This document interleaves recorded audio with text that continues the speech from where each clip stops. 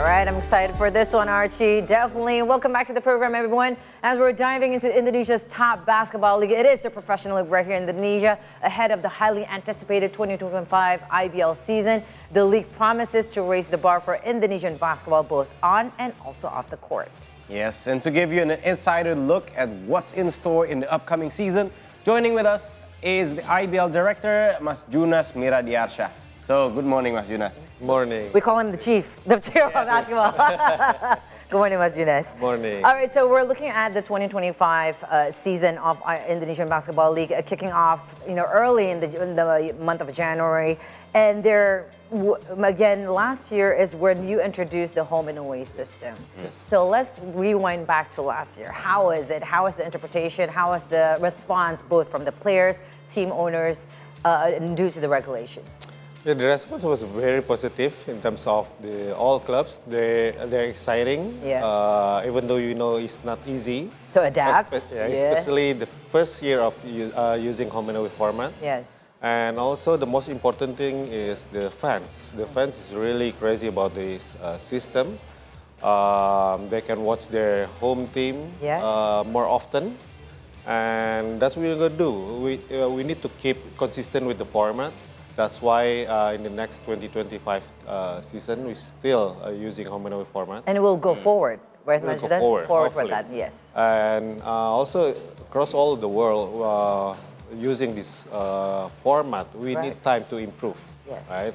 In NBA, football, yeah, they're already like more than 20, 30 years using this. So we believe this format is better than before. Yes. Right. So this change of format is a big change, right? In terms of the entertainment, in terms of sponsorship, of how spectators are seeing. So how does IBL manage this big change? So first thing is the mindset, not as a league, but all clubs, all the stakeholders. We need to have the same mindset what we want to achieve in the future. Yeah. Number two is how we can upscaling not only in terms of the competition.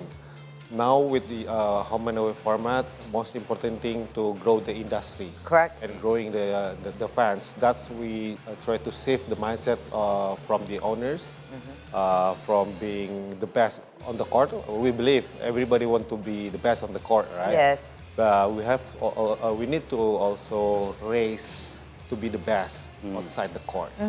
Yeah, and of course, this is Indonesia's professional league and a basketball league, hence that's why we have to raise up the bar. In regards to that, we do have one of, I think, very essential team that have the whole package. I'm going to talk about Dewa United Banten because they have everything. They have the entertainment done. They have the, during the halftime, they would have their entertainment. Yes. They already have their own arena. I mean, even like the social media platform they have.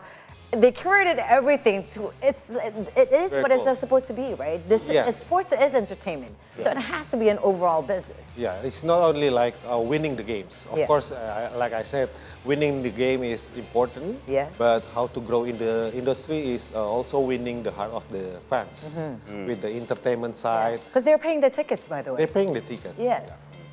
Right. So since you talk about how growing fans are very important in the business, so of course in IBL, in any professional league, you need to have fresh talents, right, to replace the older talents, a new generation. So how does IBL keep this fresh talents going on?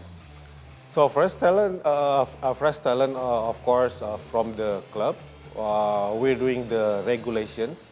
Before, we have regulations to club recruiting players through program called Rookie Combine or Rookie Program, right? Now, no longer, because we have some evaluation at that time. And now, club freely can do some create a club with youth academy, and they can searching their own talent everywhere across the Indonesia. So we believe with this format, clubs more agile to look forward with the players that they want. So they can concentrate on the development and to find the grassroots players, right? And I think it's more into developing. and their talents. But in regards to that, though, you were talking about the veteran players. Yeah. We see a lot of players on the transfer market. I think the last year, I mean, coming 2024 to 2025, it was a lot of big news. It becomes the highlight. It became the main focus, current affair news in Indonesia. Who would ever thought basketball would dominate the news? So let's talk about the transfer market, especially for the local players right here in Indonesia. Okay. So every year, the transfer market, transfer players getting more exciting. And this year we hit new record, 39 local players transfer amongst the clubs.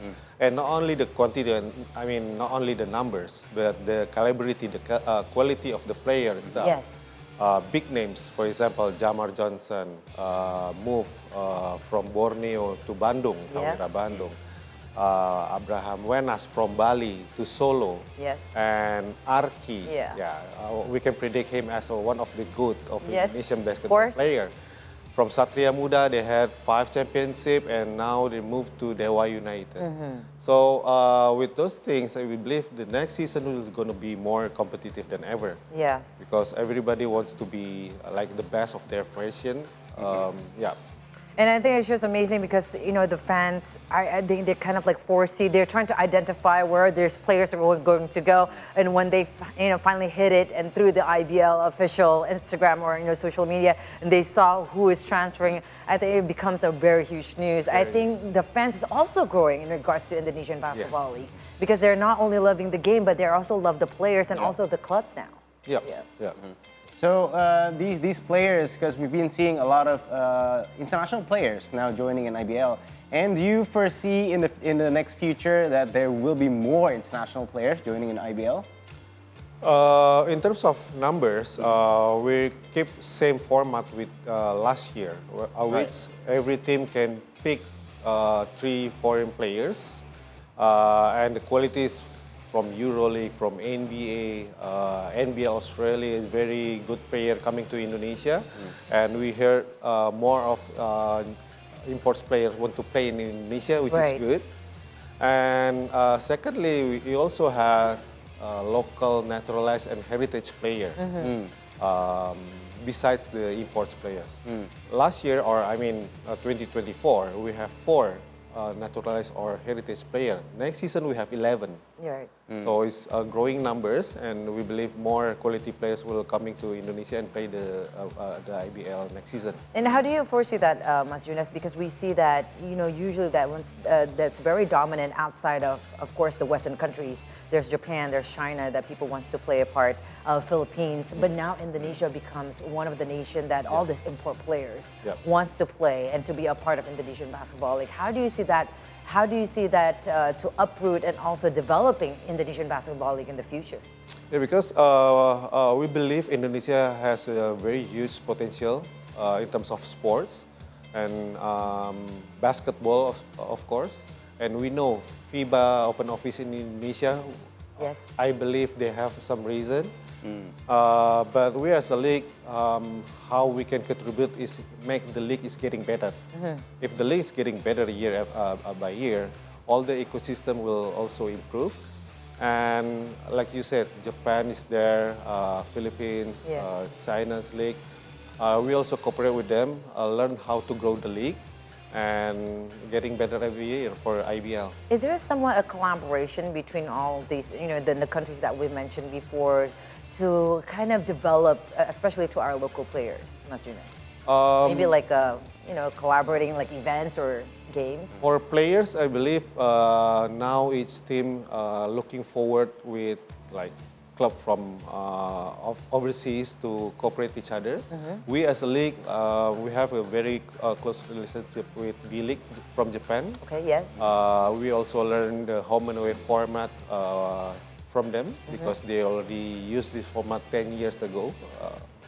And now we also open relationship with NBL from Australia.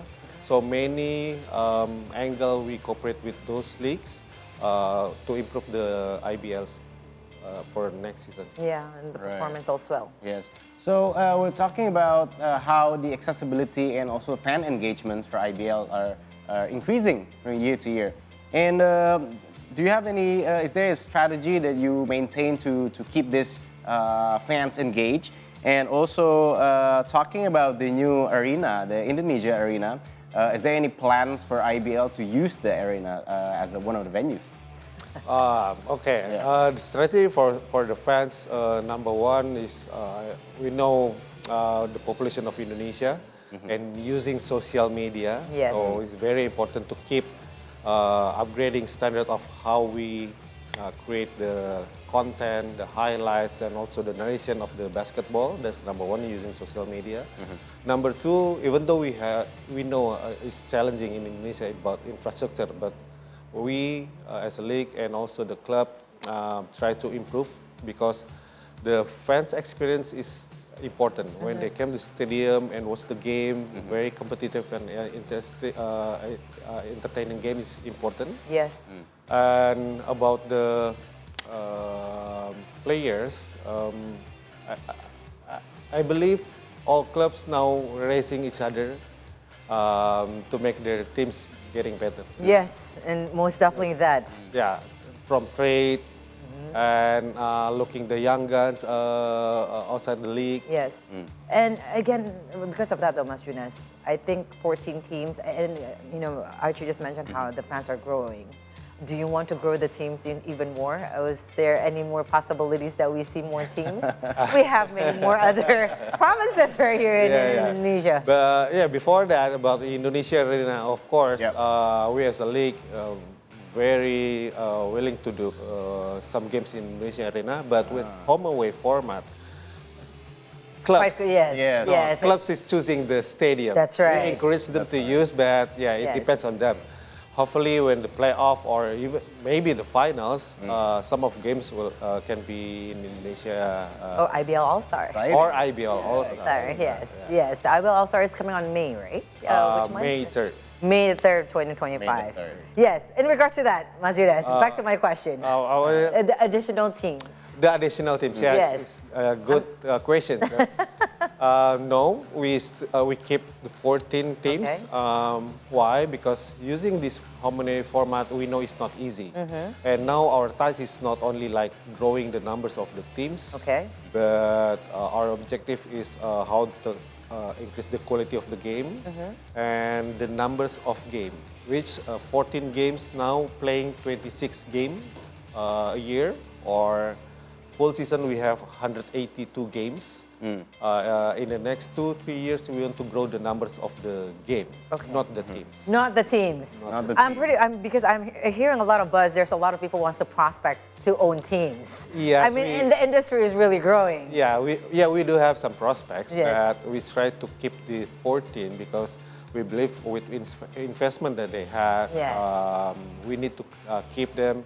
And we also have a regulation called city protection, things like that to keep this team evolving year by year. Yeah, I mean, like Los Angeles Lakers, they have the Staples Center now, CryptoArena.com. Ooh, LA Clippers just own their. I mean, like they have it for like how many years, right? So again, yes, I understand the development of the business is the key and the key prominent right now.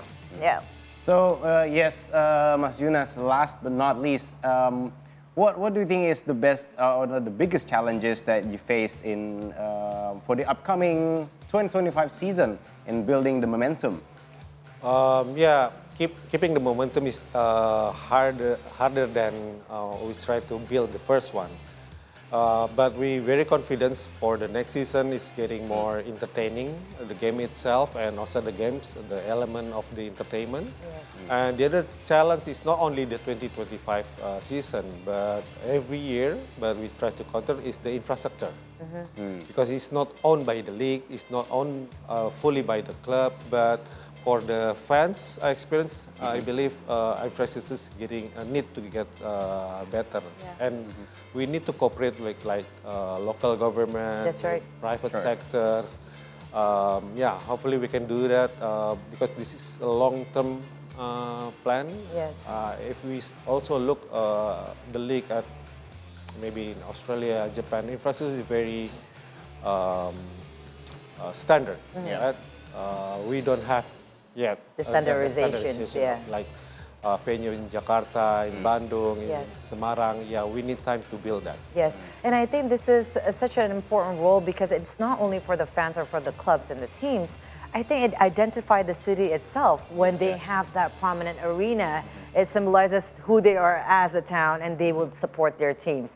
In regards to this, though, before we conclude our discussion, Mas Junas, again, how do you see yourself? I mean, how do you see Indonesian Basketball League now? As there's a lot of fans, and IBL itself is not only because for those people that loves basketball, it becomes an industry itself. It becomes a place where people that loves basketball, and there's the athletes that wants to play professionally. So how do you foresee Indonesian Basketball League short-term plan and long-year plan? Yeah, we see we're on the right track right now with some of indicators that we had with spectators, viewership, numbers of game, the period of the league itself.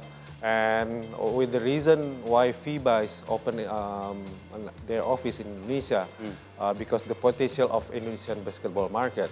Correct. So if we keep doing innovations and keep the quality, and everybody like playing basketball, more courts, more kids playing basketball, we believe the future of Indonesian basketball is promising.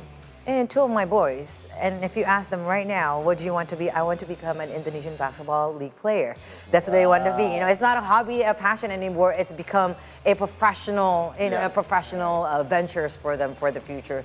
Thank you very much, Mas Junas, for being here with us. We're excited for the 2025 seasons of IBL and can't look forward to see you on the games for sure. Okay. All right, folks, that's with Mas Junas Miradiarsyah, the chief or the director of the Indonesian Basketball League. In regards to that, again, we're going to kick off Indonesian Basketball League 11th of January 2025. Exciting games, especially for the 4 teams and all the players involved. In regards to that, we're taking a short break right now, but when we return, we'll bring you the latest from the world of business. Stay tuned right here on the C Morning Show, only on C Today.